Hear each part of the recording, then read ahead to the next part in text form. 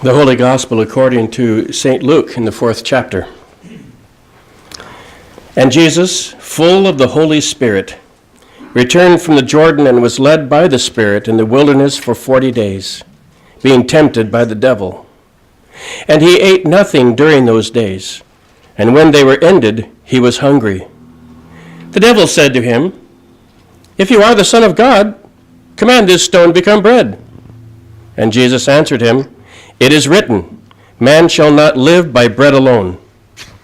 And the devil took him up and showed him all the kingdoms of the world in a moment of time, and said to him, "To you I will give all this authority and their glory, for it has been delivered to me, and I give it to whom I will.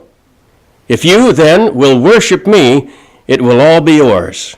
And Jesus answered him, "It is written, you shall worship the Lord your God, and him only shall you serve." And he took him to Jerusalem, and set him on the pinnacle of the temple, and said to him, "If you are the Son of God, throw yourself down from here, for it is written, he will command his angels concerning you to guard you, and on their hands they will bear you up, lest you strike your foot against a stone." And Jesus answered him, "It is said, you shall not put the Lord your God to the test."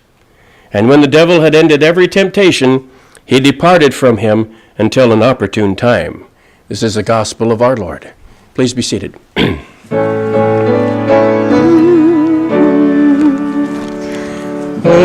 our eyes, Lord. We want to see Jesus, to reach out and touch him, and say that we love him.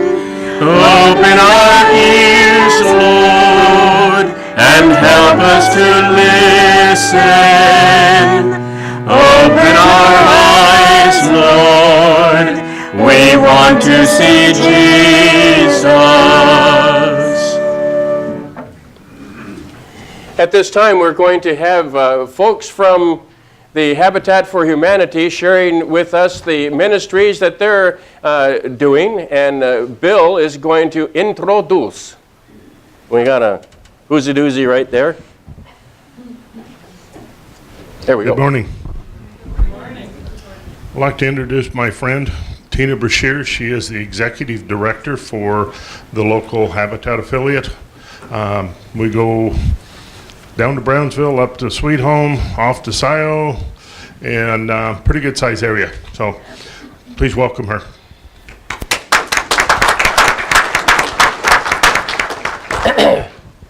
Good morning. Morning. Thank you for having me this morning to share with you what your local area Habitat for Humanity is doing in your community. Oh my goodness. We have been in existence in this community since 1993, building homes, and let me see, what do we have? We've built 19 homes in this community. We've rehabilitated 4 blighted homes that, I think you were a part of that.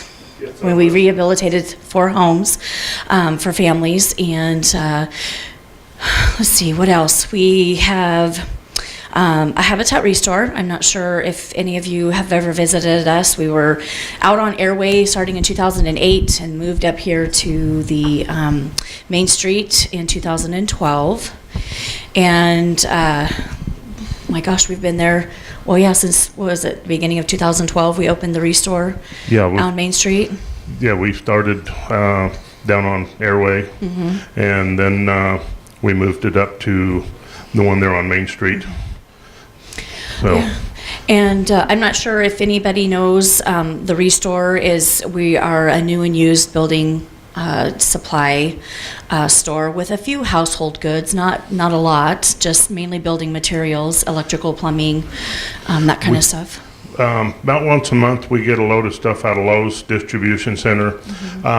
If they have a forklift driver that gets a little wild and either crushes a pallet or they knock a can of paint over and it splatters it, they will not send that to the distribution stores.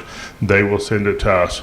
Sometimes we end up, truckers will stack things wrong and like to crush some pallets of a tile, and maybe only 4 or 5 tiles busted, but we get the whole pallet full because they can't ship them on out. So we get lots of stuff there. We get stuff from contractors. Different homeowners bring stuff into us. Just a little bit of everything. You never know what you're going to find week to week there. So anyhow, basically, I came to let you know Habitat has been in your community for a while, but it hasn't been real active. I've been with this affiliate since 2007. I'm an accountant by trade, and that's what I did for the local Habitat. I did their books for them. Because they didn't have somebody that did that. They didn't have any financial paperwork or anything like that they could look at. So I created all of that, did all that, and then in 2016, I was asked by our board if I would be interested in becoming the executive director, as the one that they had been with the affiliate for 5 years, and she was retiring and going back to Florida. At this time, I was the oldest member of Habitat. Everybody else had retired. So I knew more about the international, their laws, and everything that they stood for and what they did in the communities. And so I moved up to that. It has been a challenge for me. I come from corporate world, and this is nonprofit. Things work a lot differently in nonprofit, but God led me to this. I believe in our mission and the vision that we have, where everyone deserves a simple, decent place to live that doesn't cost them 60 to 70% of their paycheck to live in a comfortable home. We find that a lot in our community and everywhere, that a lot of low-income families live in very substandard conditions, and they can't afford. They can't get ahead of the game a little bit, and that's where we come in. We come in and we take applications, and families, they have a criteria that they have to follow. They have to be between 30 and 80% of the median income for our county, for Lynn County, which right now a family of 4 cannot make over $59,200 a year in order to qualify. If we have a family that's between the 60 and 80 percentile, then we get a board approval for that, because that's a little bit higher. And most all of my homeowners that I have are about 35% of the American, or the median income, excuse me. We build the home for the family. The people come in, we take applications. They have to go through a criteria just like everybody else does when they apply for a mortgage. We look at credit ratings, but we don't expect them. People of low income don't always have a 6 or 7 or 800 point credit score. They have debt. There's many things go. Most of the debt that we see with them is medical. The great thing about it is if they do have credit problems or history of problems, then Habitat will work with them to help them get their financial end straightened out in order to qualify. So we do more than just provide a home. We help them with their debt problems to try and get them back on track and stuff. Mm-hmm. So there's a lot going on behind the scenes besides just building a house. Yeah, I get to counsel a lot of homeowners. They come in to see me, and we get to learn how to do budgeting. Numbers is my game. That's what I like to do. So we get to sit down and we get to learn how to budget. They get to learn how to own a home. It's just not, we don't give them a home. They have a mortgage to pay. They also have taxes like everyone else does, and insurance for that home. And so we get to sit down and they get to take budgeting classes and learn how to care for their home. And Bill does a great job, as he's our general contractor. And he's helped us over the years as we've had many contractors, but Bill is my main go-to person. He gets to listen to me. But we work with the families, and I go on the financial side of that, helping families learn how to budget and be able to take care of the financial side of that. But Bill comes in and he works alongside our partner families and teaches them how to care for their home, building the home, being able to do simple repairs. There's a whole list of things that. There's a lot of stuff Yeah. that has to be done. I got involved way back with Steve Latimer when we were over at the other church, and then Steve had a license for quite a few years now. Steve let his license go and operated under my license for 5-6 years. Yeah, something like that. And then Steve said he'd had enough and he retired and he wanted to spend more time with the grandkids. So I stepped up to become the on-site contractor, and I have to do a lot of education on my part in order to work for Habitat because of all of the other stuff that goes in. We just got done, we spent 2 days in Hillsborough in January because the governor of Oregon has mandated in 2020 any new home has to be solar ready. So we are being required to build the homes so that we can put solar panels on them and get them where they can meet the mandates that go with this. And that was quite an educational seminar for me as well, because I'm building my house and give me ideas of what I needed to know as well. Yeah. So we have a long list of things that we have to do for Habitat, but I come and do presentations because I want to let the community know that who we are. We're here, we're active in the community. I would love to be more active. We build one new home every 2 to 3, well, it should be every year, but I think it's been every 3.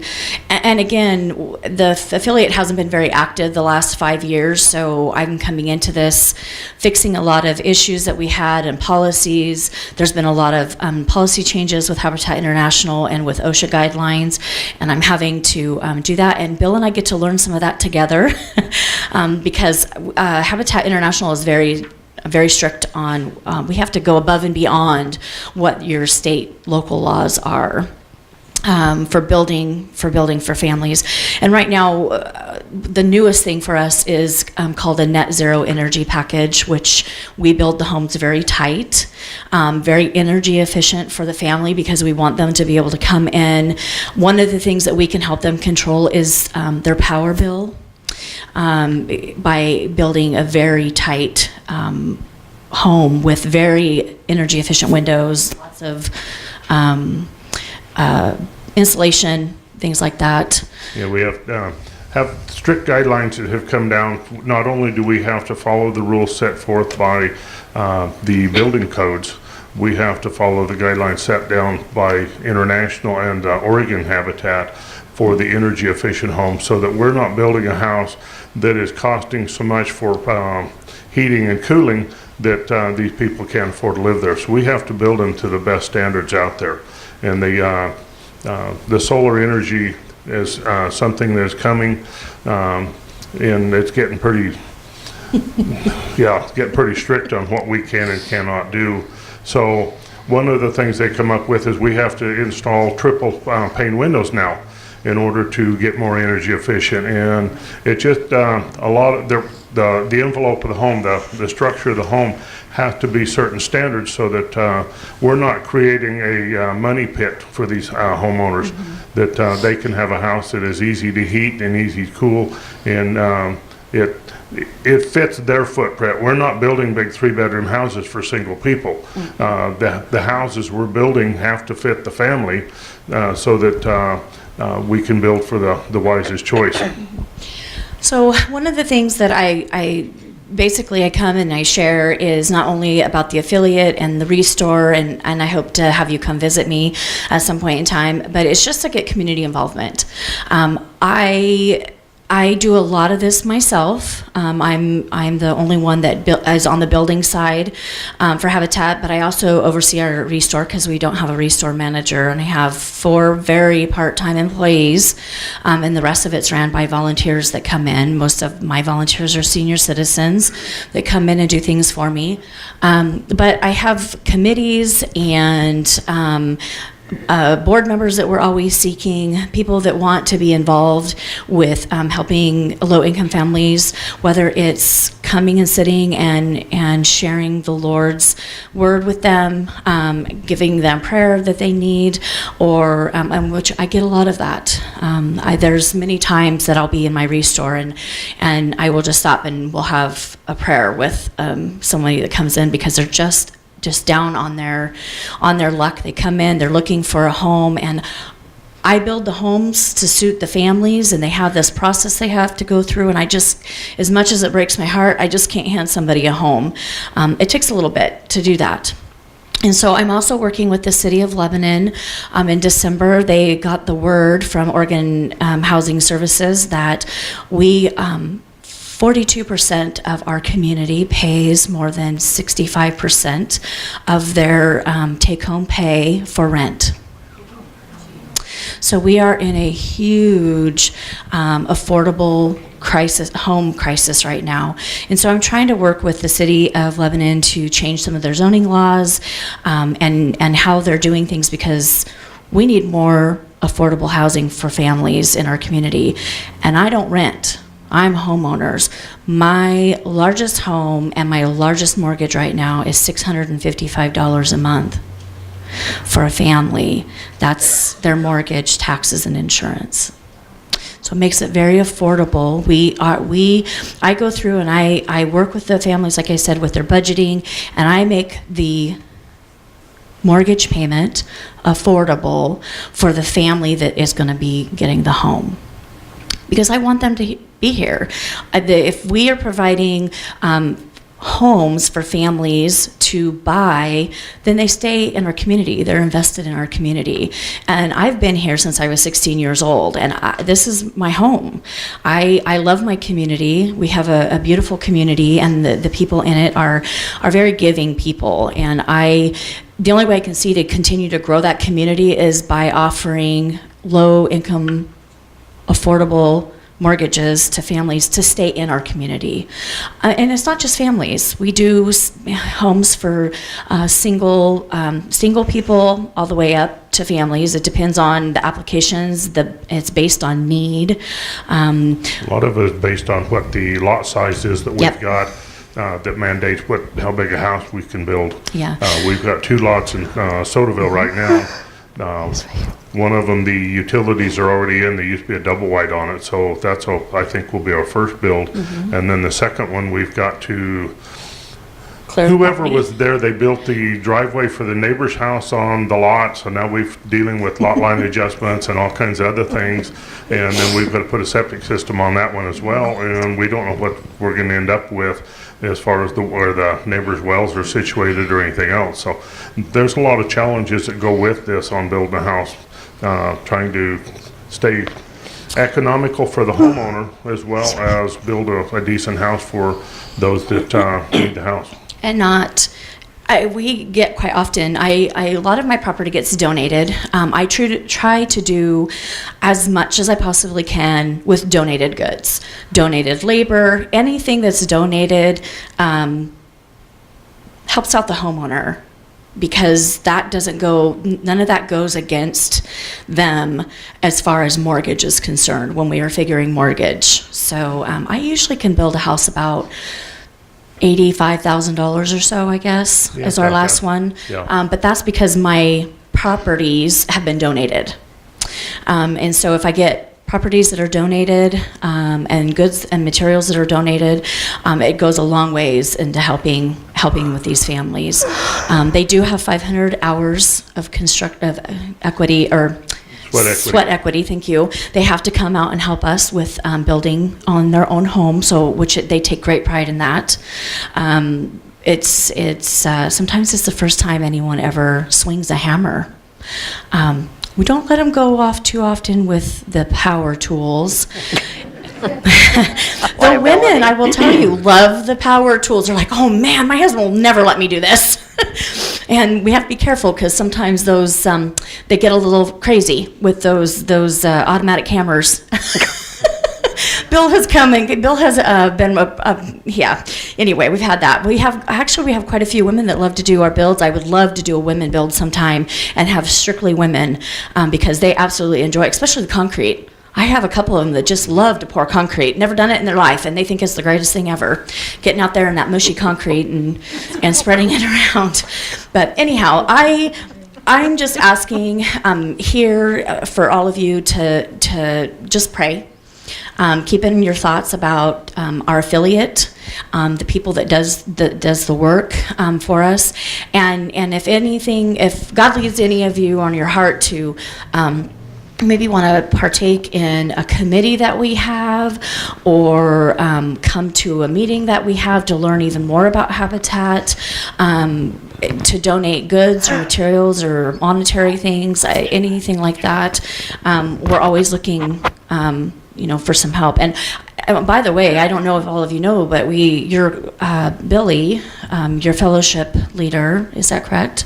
Yeah. Yeah. She, her committee and your pastor have offered to host our first annual New Foundations Ask event that we're doing on Thursday morning. They are a wonderful group of people. I want to say ladies, but I know Bill's on that. Yeah, I'm the only one involved. The ladies and Bill that are cooking our breakfast and setting up the whole thing for us. And we have about 70 people that are going to be here to hear about the things that we're doing actively in the community. And I'm hoping to get some more partnerships, and I'm trying to build a donor base and all of that. So we're hoping to get more active in the community and to be able to start building more homes. We, at times we get different groups that will say, hey, what do you got going on? We've got people that want to work. Lowe's Distribution and Lowe's Corporate will say, I've got 25 people, we've got 3 days, I need to do community work, what do you got for them? We've got I have Laura Gillott, Keller Williams. They'll be with us in May. Real estate team is going to come work for us, and we got to find things for them to do. We're getting a lot of community service people that have got community service hours to do. And a lot of them can only work on Saturdays, so I get stuck taking care of them. Oh, it's not being stuck. You are so elated to have people come and work with you, Bill. Yeah. Jeez. And then I boss him around. That's the greatest thing ever. I get to boss Bill around. So we have a great relationship. She keeps telling me she's my second wife. That way she can give me orders. Hey, it works that way. But I also, just a brief thing, Pastor Fred, I know that you want me to be done. I'll zip my lip. Not only do we build houses, but we also have a repair program, a weatherization, a critical home repair, and what is the other thing, Bill? I forget. These programs help an age in place, so a brush with kindness, so that we can paint. We paint people's homes. We build ADA ramps. We have all of these things that are. I'm actually very excited about this. We are getting ready to start doing all of these things in our community, because the biggest thing to us is for people to age in their home, age in place.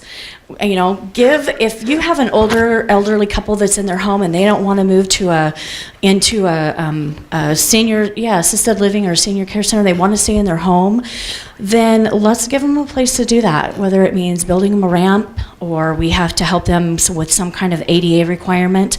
And we have actually several people in the community that helps with that, the fire station, American Legion, different things that will partner with us to help. And that runs the same way as our home ownership. They have an application thing we have to go through, and then we try to get grant monies to help pay for that, and then a lot of times the homeowners will help pay some, but there's a whole list of things to do. So if anybody has any need or want information more, they can either contact me or get a hold of Bill, and then I would love to come and have a conversation with you or meet you somewhere for coffee, and we'll go from there. Cool. All right. Thank you so much for having us. Yeah. Me. Put over there.